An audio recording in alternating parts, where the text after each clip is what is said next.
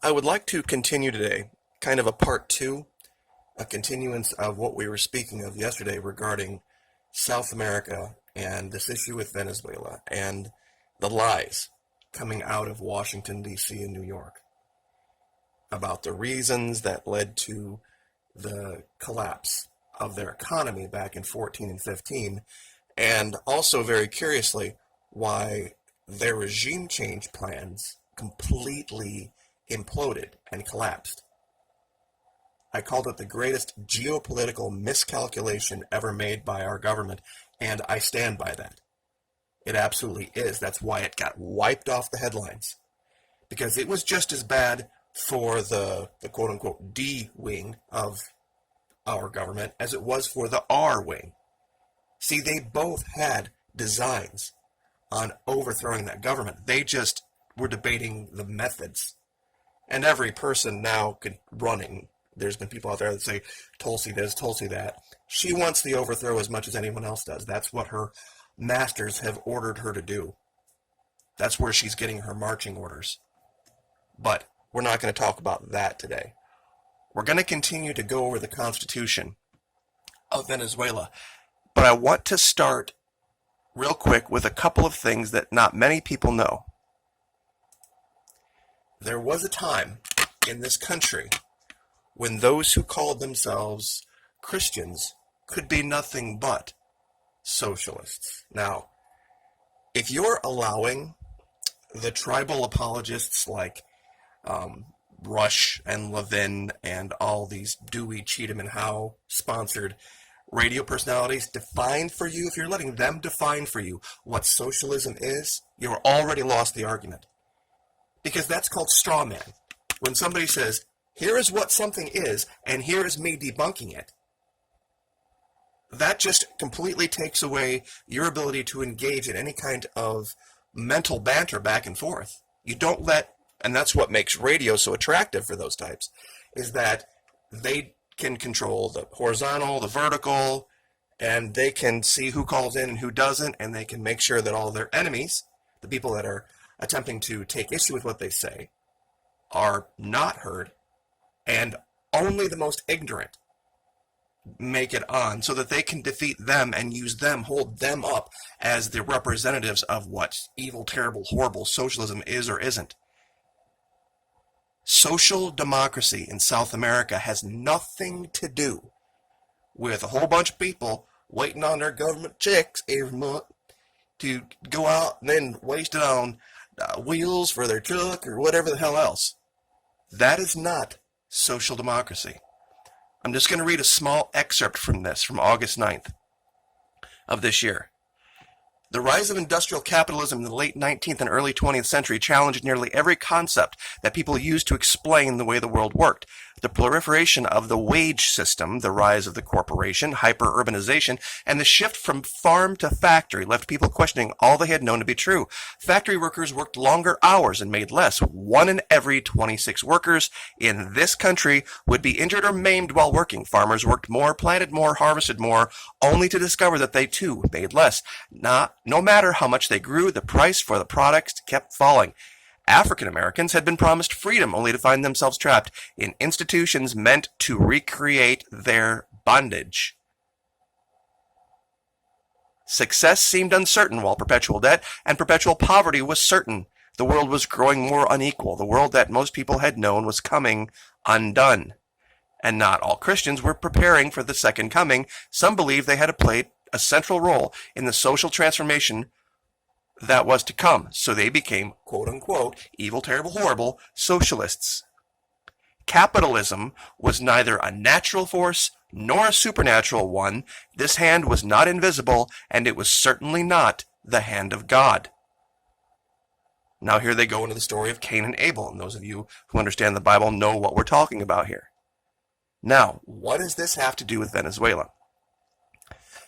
You see, unlike here, where our courts have ruled that corporations are people, they have ruled the exact opposite in Venezuela. Corporations are not people. They don't have the right of persons. This is a group called Fedecámaras, and it was a I guess I should say, association of businesses that colluded to monopolize the control of the import of groceries and food. These people were well in the pocket of southern Florida and DC. And so they could create shortages of things that were not real to drive up the price. And I'm sure this isn't some giant surprise to the vast majority of my audience that this is the case. But we're going to continue in the Constitution, this new Constitution that was rolled out back in 2000 by the Bolivarian Revolution, that did away with this and neutered these people. And this is what was so infuriating to the tribe, because it's a game they love to play. They absolutely love to play this game of financial manipulation. And they have it in their constitution in Venezuela that the monetary system is of, by, and for the people and accountable to the people, unlike our Fed. But let's continue. We had talked yesterday about how they defined, they meaning the Bolivarian Revolution, marriage as a man and a woman. That the family, the nuclear, actual family, is the crux, is the root of their country, and that their constitution was going to protect that. What we're going to talk about today is the financial aspect of democratic socialism and where the financing comes from and why it works when applied properly. Now, I know there's a lot of people out there ticking on the keyboard already about, oh, it's other people's money. You see, that's the brainwashing. That is the brainwashing. These big corporations in the U.S. have already told you that when they decided to claim what is the public property as their own personal property, and then profited from it, and then said, this is our money, and you're taking our money, and you're using it for blah, blah, blah, blah, blah. It was never yours to begin with, big corporation. You're not a person. Now, Article 113, monopolies shall not be permitted. What this meant was that they were going to make sure, and that sounds just like what it is. We don't have any constitutional prohibition against monopolies in our Constitution, but that's what Fede Commerce did. In 14 and 15, they left groceries rot in warehouses, leaving shelves empty so that the minions of DC could go and take pictures, and people could go without. Yet in other places, strangely enough, we saw full grocery stores. Here is Max Blumenthal in one. Here's Abby Martin in another. Now, some say, well, that's just for the people that supported the government. How would that work? Do you think people in Venezuela walk around with necklaces with signs on that say, I voted for blah, blah, blah, or I voted for this person or that person? And if you're a guy running the grocery store, all money is money, no matter who it is spending it, right? You see, they created fake shortages in certain regions so that they could get a hold of a narrative and put out a bunch of pictures so that they could get public groundswell support for some type of an invasion. And without people like Max Blumenthal, Abby Martin, Redfish, Gray Zone, Anya Parampil, all these people, and to some extent the Florida Maquis, they would have gotten away with it. They would have absolutely gotten away with it. But they didn't. Economic crime, speculation, hoarding, usury, the formation of cartels, and other related offenses shall be punished severely in accordance with the law. And this is exactly what Nicolas Maduro and his government did. When you heard stories about they're seizing business owners and they're taking their stuff, yeah, that's why. See, they didn't tell you why they were being arrested, why their stuff was being seized.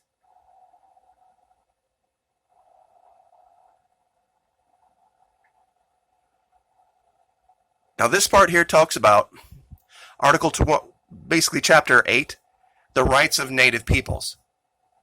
You see, there was no manifest destiny in South America.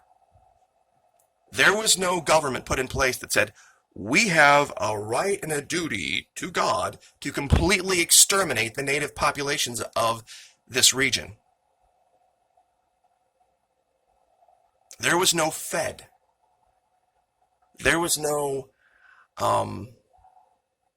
Bilderbergers. There was no Rothschild. There was no Kennedys.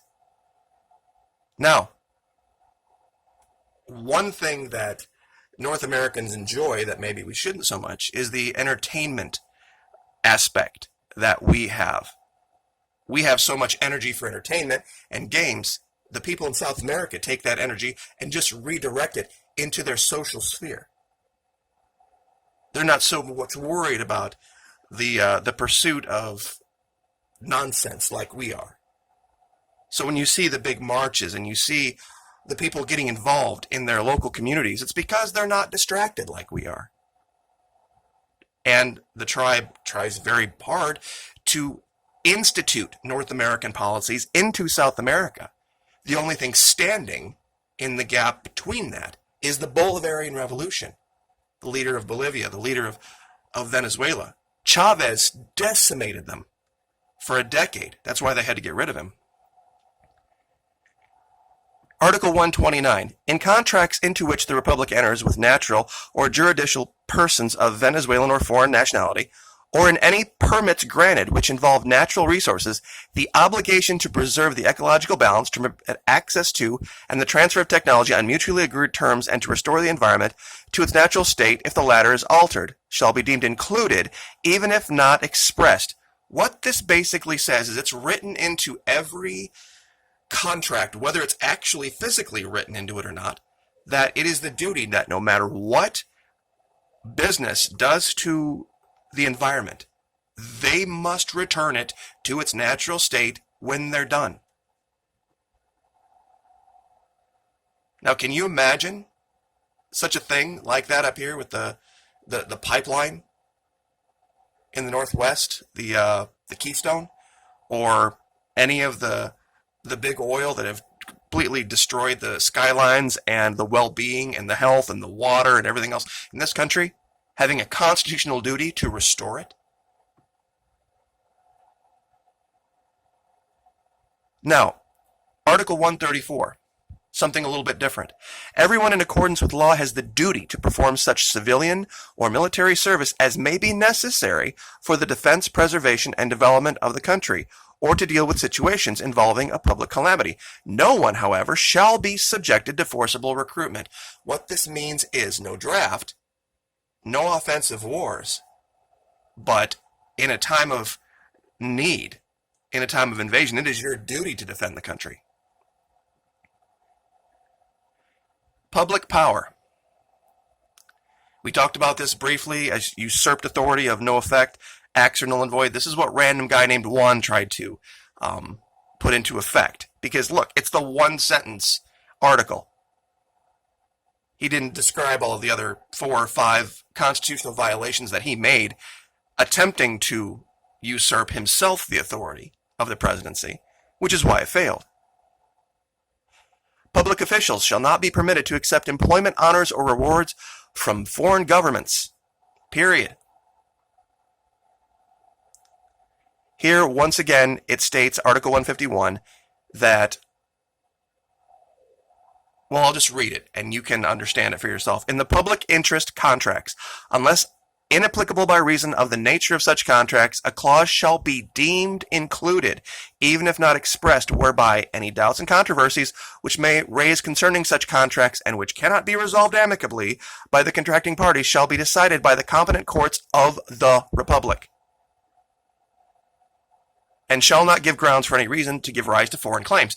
This means that when all of those big oil companies, ConocoPhillips, Texaco, went down there, they knew going in that if their government decided, hey, you know what, you guys are screwing us, and we got a problem with this, it's going to go before a Venezuelan court.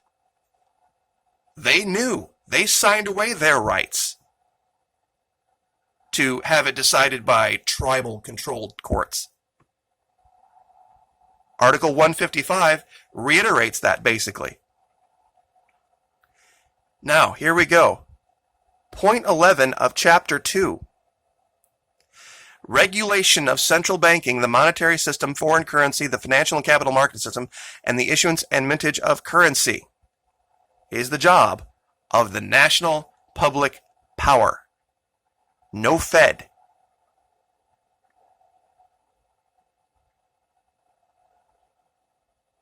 Now, as I spoke of yesterday, the entire theme through this Constitution is decentralization.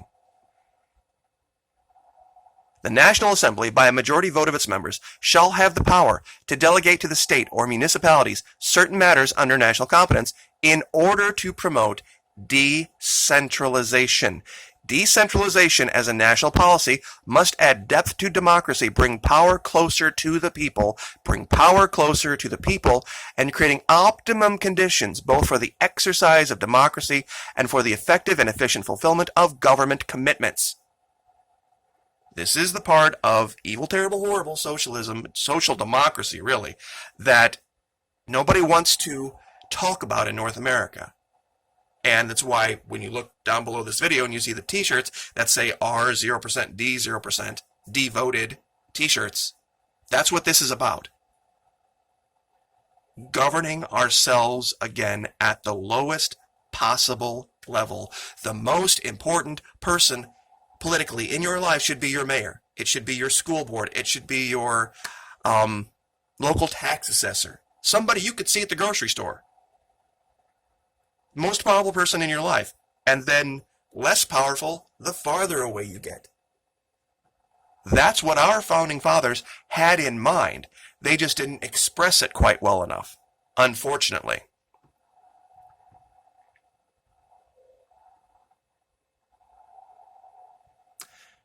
Now, we're going to scroll down here a little bit.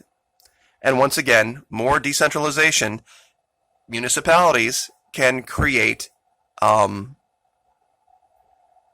parishes and smaller divisions. Once again, reiterating the term decentralization of power. You know, there was an article I wish I would have brought up. The vice president of Venezuela, Delcy Rodriguez, when everything was falling apart and things weren't going well, she came out and said, look, municipalities, we can't from Caracas fix everything for you. If you have a plan to fix things for yourself, you decide what you need done. Come to us, tell us what you need to do that plan, and we'll do everything we can to help you facilitate it. But we're not going to be the source. Can you imagine DC saying something like that? Once again, Decentralization, Article 184. And I'm going to go ahead and give you a link to this so that you can go through and see everything that I've highlighted. Article 190 prohibits exactly what random guy named Juan did. Getting into bed with business, people in our government, having financial interest in those decisions made by government, without giving up their investitures in it. It even says right here, deputies of the National Assembly are obligated to work on a full-time basis for the benefit of the people's interest. That's constitutional.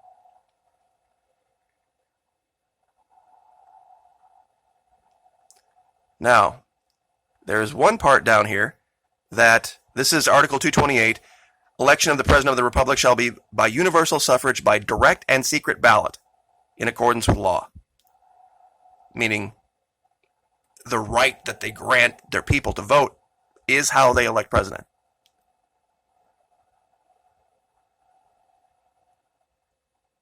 Now, Article 237, the reason I have this outlined, this is what random guy named Juan didn't do. Annually, within the first 10 days following to installation of the National Assembly in ordinary session, the President of the Republic shall present personally to the Assembly a message by which will render account of the political, economic, social, and administrative aspects of its administration during the past year. He did no such thing. Judges are personally liable in Venezuela for their decisions. Can you imagine that here?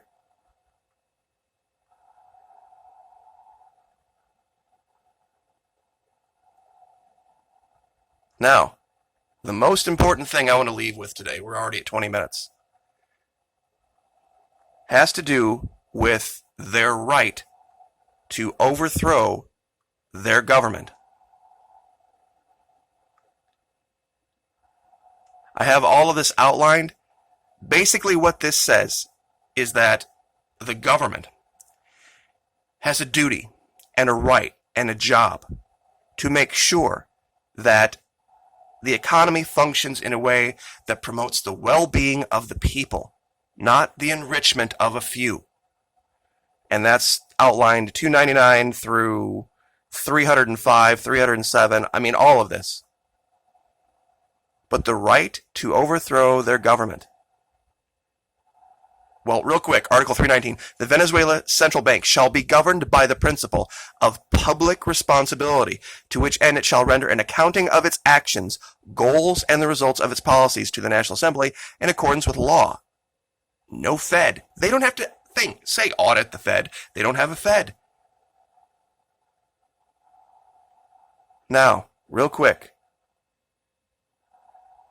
we're also going to talk about their take on weapons too, and that's a whole nother video.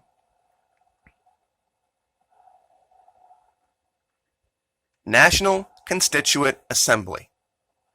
What this basically says, the original constituent power rests with the people of Venezuela, not the government. This power may be exercised by calling a National Constituent Assembly for the purpose of transforming the state, creating a new judicial order, and drawing up a new constitution.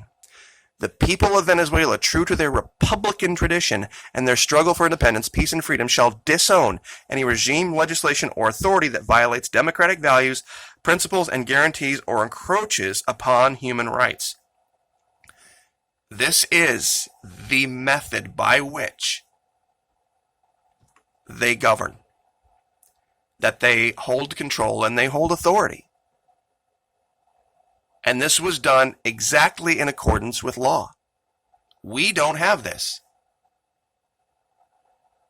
We don't have this, what I like to refer to as partitioned hard drive on our system, that things get so screwed up and so messed up that you don't have the ability to go back and start fresh. They do. And that's what happened in 2000. Many just can't really wrap their mind around an idea that a two-party system can be defeated. But there's a caveat. There's going to be upheaval. There's going to be heartache. There's going to be shortage. There's going to be problems. If you think Venezuela is this utopian paradise, it's not. Especially not now. But given the choice between comfortable evil and uncomfortable truth and goodness, even if it meant shortage, even if it meant heartache and it meant grief, when we stop defining success by material wealth